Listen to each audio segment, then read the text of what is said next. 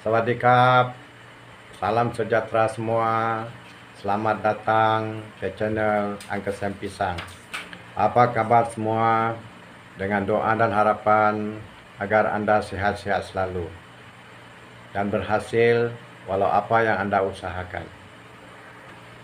Isu pada kali ini agak panas sedikit.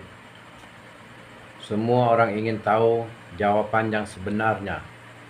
Dan hal ini telah dijawab oleh Datuk Seri Anwar Ibrahim, dan beliau telah menjawabnya di parlimen, bukan di kedai kopi sahabat. Okey, mari kita saksikan apa yang dijelaskan oleh beliau. Banyak isu-isu yang dibangkitkan sebelum PRU yang ke-15 yang lepas. Jadi persoalan saya ialah isu-isu seperti tata kelola perolehan LCS sebagai contoh yang melibatkan berbilion duit rakyat sudah tentu juga termasuk perkara-perkara yang perlu untuk disiasat oleh kerajaan yang ada pada hari ini. Tak boleh kita bercakap soal pengenalan projek semata-mata tanpa kita bertindak kepada proses sebelum daripada ini. Soalnya, bilakah tindakan-tindakan akan diambil terhadap proses tata kelola yang telah disebut sebelum PRU 16 yang lepas? Kerana kita melihat kerajaan yang ada pada hari ini seolah fokus kepada isu yang melibatkan pembangkang semata-mata.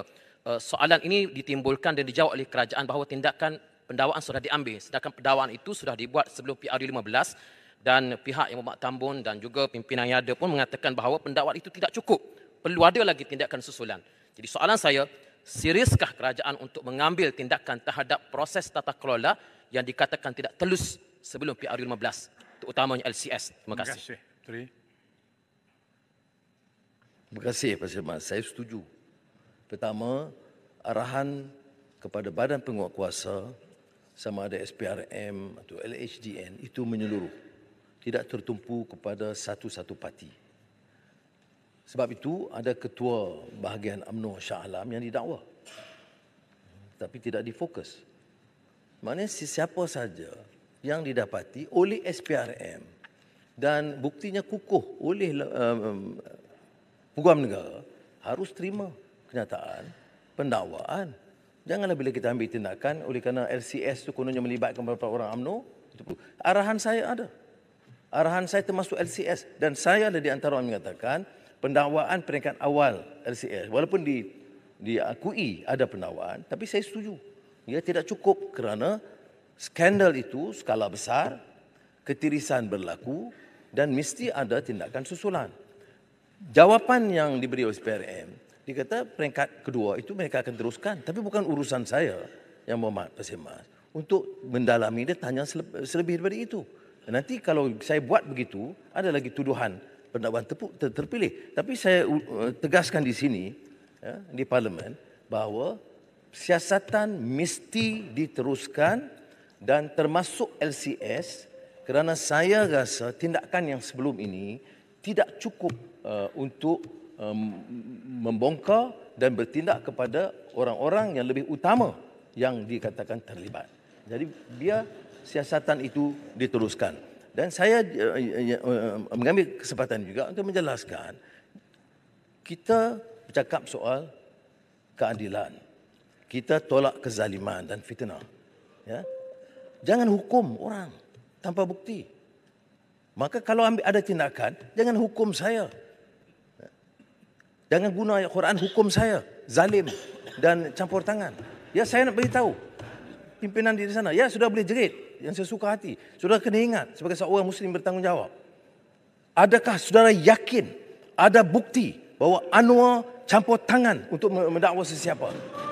Kalau tidak, zalim jawabnya.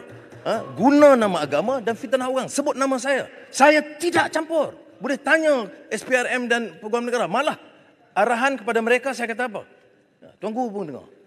Apa arahan saya? Saya kata apa pun tindakan berdasarkan fakta dan bukti kuat saya sokong. Ya.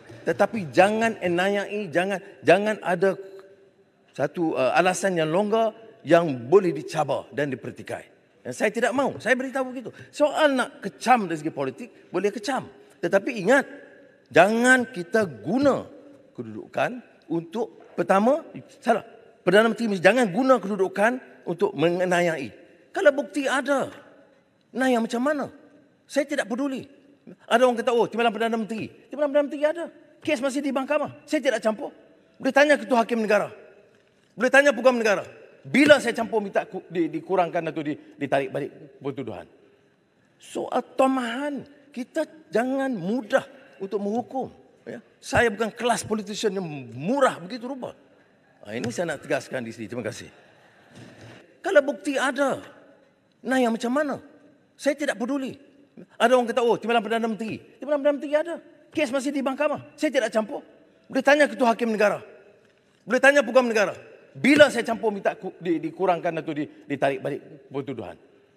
Soal tomahan. Kita jangan mudah untuk menghukum. Ya. Saya bukan kelas politician yang murah begitu rupa.